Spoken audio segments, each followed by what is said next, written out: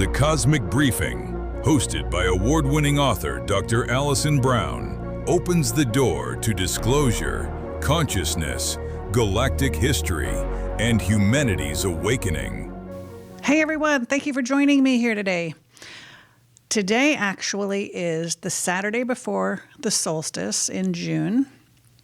And a little bit later this evening, we're going to have some guests over to gather in the backyard and use Stephen Greer's CE5 protocol to call in some UFOs and see some phenomenon. We've done this once before, probably about a year ago. And we did actually get some artifacts on our digital cameras. We didn't see any of the orbs or things like that visually with our eyes. I know Chris Bledsoe holds these types of gatherings as well. Chris is a great guy. If you're not familiar with him and his book, UFO of God, check him out. We have verified a lot of what he has brought forth as being accurate via our own guides. The only difference, I think, is that he brings his information through this Christian kind of framework, which I don't have any longer. But other than that, and him interpreting all of the things that he sees and witnesses and experiences through that Christian lens, other than that, he is seeing phenomenon, he is calling in phenomenon. And the reason that I bring that up, because Stephen Greer does this the same way also, and that is to center oneself. If you're going to have an event like this and you want to, or even an individual event, if you want to call in an extraterrestrial or a craft or an orb or an artifact on film or whatever, and have your own experience, you want to get into this heart-centeredness. And I stress a lot heart-centered discernment, because the heart center truly is quicker than the brain, really, in making decisions, in knowing truth. It is sort of the center of our being and our awareness and who we are as a divine being. And so when we gather, particularly with others, because obviously the collective gathering, the collective energy of our heart-centeredness can create an even stronger field to call them in. So when we gather with friends in the yard, for example, in the backyard, we do, in this case, we're going to do Stephen Greer's meditation, actually, and use his CE5 protocol. We're going to, as a piece of that, connect our hearts, connect the energy of our heart center, and then do the location identification for those beings, craft, or orbs. And the reason that this is important is because, as I've said before, disclosure is not just about craft and beings in the physicality. It's actually about consciousness. And the consciousness is this multidimensional aspect. We are all multidimensional beings. We have all of those levels of multidimensionality within us. We are moving now from the third and fourth dimension into the fifth, which means we're going to have an awareness and understanding of this multidimensionality to a greater degree.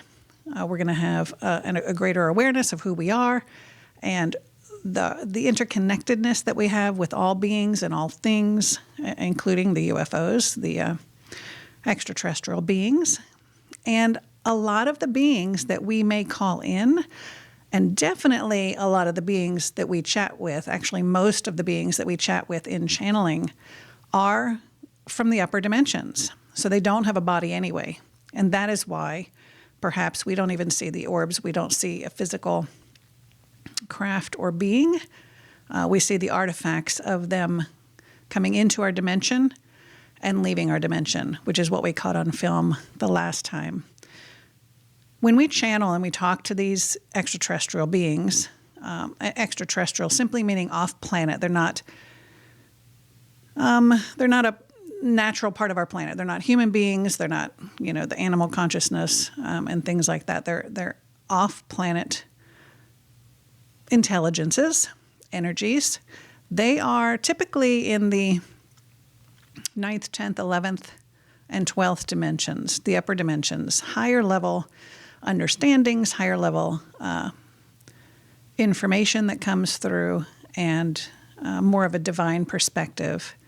And that is one of the reasons why we trust them to such a great degree.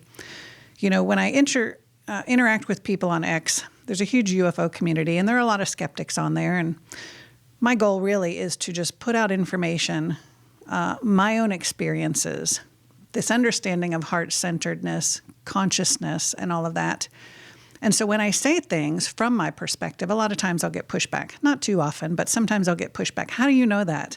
How can you prove that? That's a bunch of bunk.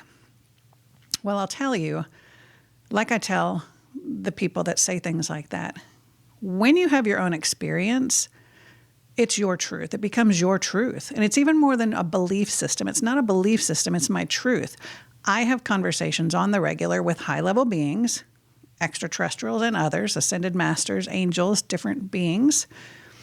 And that has become my truth. I understand this to be accurate information from that perspective.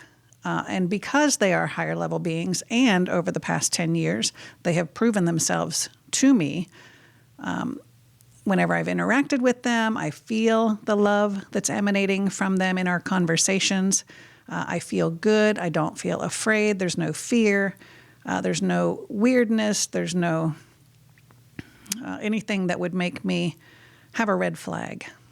And so over time, when we've established that reputation, they've established their reputation, and we've established the relationship over 10 years, I trust them now. I trust them. And it's like any relationship. When you establish the relationship and when you have trust over years, then you believe what they tell you. And so it's hard to communicate that sometimes to someone who hasn't had their own experience. So we're going to have, hopefully, an experience of that this evening. I'll definitely report back if that's the case. I also wanted to mention one more thing that I thought was kind of interesting. I did not attend the Contact in the Desert event. I think forget the entire, is that what it's called? The Contact in the Desert. But I have seen some things coming across, of course, the X feed about it. One of which was that there was a speaker there who mentioned that they were developing a protocol to actually form a language in between a physical extraterrestrial, apparently, that they have in custody somewhere, and a human. Obviously, these extraterrestrials don't speak English or Russian or Chinese or French or any of our Earth languages, right? They don't speak that. Sometimes they don't even have a vocal cord, I suppose. It just depends on the race of being that we're talking about. But I thought it was kind of interesting. I suppose if you did meet someone who couldn't speak, or spoke a different language, you would come up with some sort of protocol, like what was the movie that just came out with Ryan Reynolds, I think? Was it Ryan Reynolds? Yikes, forgive me if that's wrong. Where he was talking to the spider being and coming up with the communication. At any rate, that's what they're trying to do, is what he said. And I thought to myself, that's kind of odd, because even this type of communication, English, any of our languages on Earth, they are nowhere near as accurate and as fulfilling in terms of information carrying as energy is. And so, again, when we communicate with these beings, they are using their own energy to connect with Will's consciousness. Again, why I say consciousness is important. And that consciousness is interpreted through Will's brain, even though his left brain is turned off and he doesn't have a recollection of this conversation. But it uses whatever language he has in his brain, and it speaks a voice through him. So even that is imperfect to some degree, even though his conscious mind is out of the way, so it's not being filtered through his belief system. It has free flow through his vocal cords. But it has to use language, essentially, that he knows, right? Words that he knows. Every now and then he'll throw in a word, obviously, that he has stored in his brain somewhere. He'll throw out a word that he doesn't use regularly, which adds, to me, legitimacy, because it's not the way he speaks. But the greater point here is, and they'll say this often when they speak about things like the way their craft are propelled or different physics types of things, questions about gravity and stuff like that, when there's scientific principles that are difficult to share and communicate, they'll pause and say, this is difficult to communicate, and they'll try to find the right words. But if you've ever been in a meditation and you've connected with a guide, or you've connected with the all, or you've been on a psychedelic journey or something like that, you understand that energetically there's this deeper sense of knowing.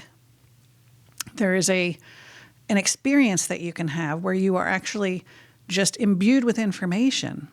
It's just like a download, we call it often. A download of information that comes out of seemingly nowhere. And that, you remember the old 70s, was with it, a picture paints 1,000 words. And was it Three Dog Night? I'm not doing very good on my memory today, am I? But there was a song, if a picture paints 1,000 words, why can't I paint you? Because a picture, if you're looking at that, you can gather so much more information than if the artist was trying to explain about the picture. And that's kind of the way it is with these energetic beings. When they give you a download of information or a knowing of information, it's like a whole book or a whole chapter of a book downloading into your brain, and you just have this understanding, this greater understanding of a particular concept, much greater than if they were to speak it to you. And so I thought it was really interesting that this speaker down at Contact in the Desert said that they were actually trying to have a protocol of communication with a being. That's fascinating in its own right, because I wonder, and I haven't really dived too deeply into how many beings might be on Earth in that way. I know that there are extraterrestrials living among us. That's a fact. I don't like thinking about the fact that there are some being held hostage, essentially, by our government or had been killed by our government. I don't like to think about that. But at any rate, apparently that's the case. This being is somewhere, hopefully voluntarily. I don't know. If you guys know, please tell me in the comments the deets on that. But they're trying to teach it language, or they're trying to have some sort of communication protocol. So we'll see what happens with that. But in the meantime, Will and I and those that we kind of hang with are going to be communicating via consciousness, because it's much more effective. And we gather a lot more information that way. So again, I say disclosure is about so much more than just physical beings and craft. And we can't understand disclosure fully without understanding multidimensionality, our own multidimensionality, and consciousness. So until next time, thanks for joining me.